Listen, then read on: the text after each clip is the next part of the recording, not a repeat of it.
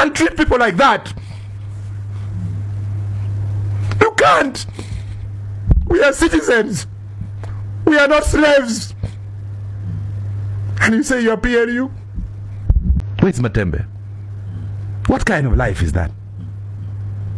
What kind of life is that? For me, Otto, if you send me to arrest Matembe, I have to spend 2 hours thinking which part of her body to hold. She's old. You hold the hands, it may remain in your hands. Where is Matembe? The husband is asking, where is my wife? Where is Maria Matembe? You people there. It was from Lukwago to Matembe. Huh? Even our age. Even our advanced age. You can't treat people like that. You can't. We are citizens. We are not slaves. And you say you are PLU? Now there are MPs who want to remove the leader of opposition.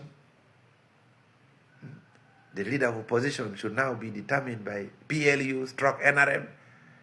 They have been instructed, they have notified the speaker.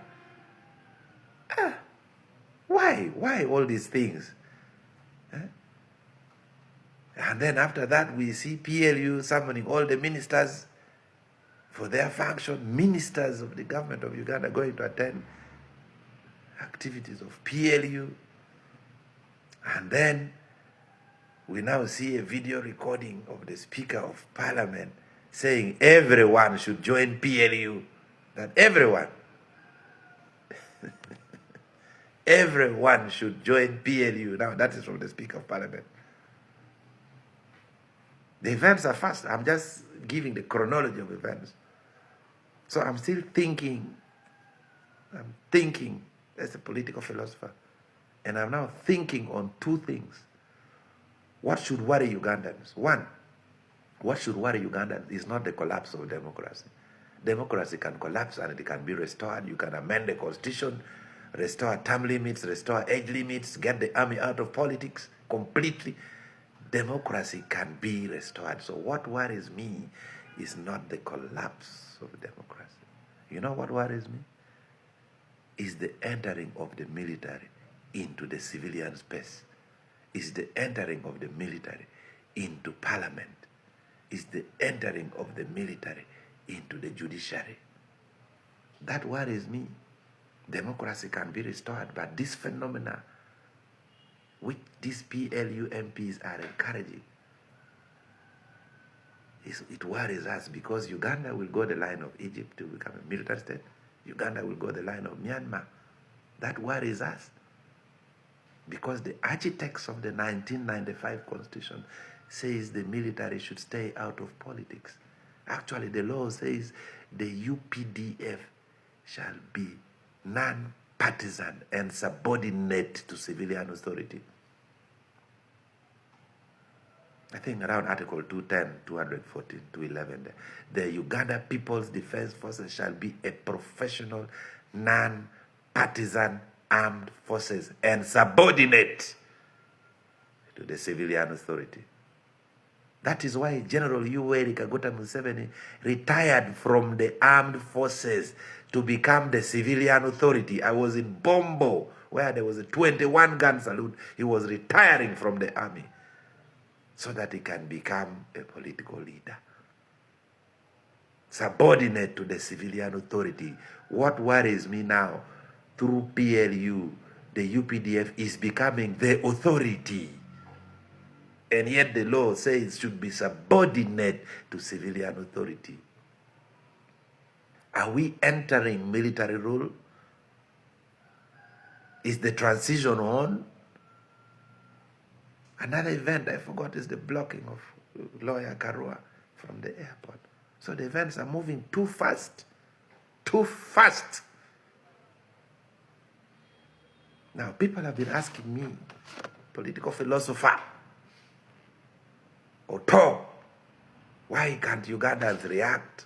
Why is the silence of Ugandans so loud? Why is the silence of Ugandans so loud that even the deaf can hear? In Uganda, if I may do a quick comparison between Uganda and Kenya, in Uganda we have elite consensus. In Kenya we have tribal consensus. In Uganda they just pick a few things they give to the elites. Here, here, here, here, here, here. So the elites, they leave the people down. Then they agree, let's first follow the government. In Kenya, every tribe must be represented. It's more of a tribal democracy. So if there is no proper representation, wow, then are they on the streets, the Kikuyu, the what? Then there'll be a political problem and the government would listen. But here they just pick people. They give pick, they give pick, they give pick, they give. That is one reason why we may not react like Kenyans. The second one, we still don't have a political class struggle in Uganda. Bobby Wine tried to bring that between the haves and the have-not. Uganda has the equator. It has land. It has good sunshine. Everyone has land in the village. There are no landless people. You go to the village, you eat free mangoes, free tomatoes. So nature is still kind to us. But that's not the case in Kenya. And then lastly, why we don't react is that the military in Uganda was completely destroyed. And they built the military. So we have the military having a quasi-say into civilian matters. In Kenya, the military stays in the barracks. The rule of the thumb, the moment you join the army in Kenya, that's it. To hell with the politics. Here, the military still has a big brother syndrome. So everything is moving so fast. The good brains are leaving the country. The serious brains are locked in prison. So what is my advice? We just keeping on. But a whole referee, a whole speaker of parliament, a referee, a man who should referee the house between the government and opposition, is now urging everyone to join PLU. So we are back into a one-party system, in a movement system. Without a referendum, God bless this country.